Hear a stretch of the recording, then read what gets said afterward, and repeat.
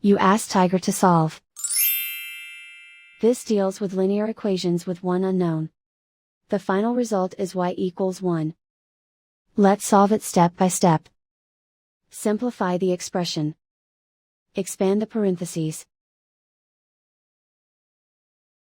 Simplify the arithmetic.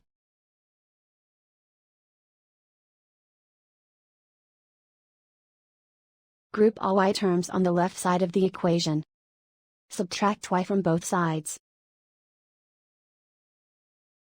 Group like terms.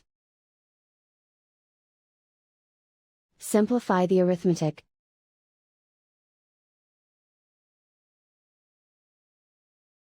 Group all constants on the right side of the equation.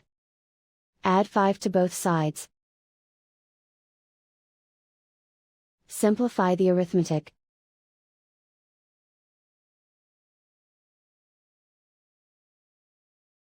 Isolate the y. Divide both sides by 5. Simplify the fraction.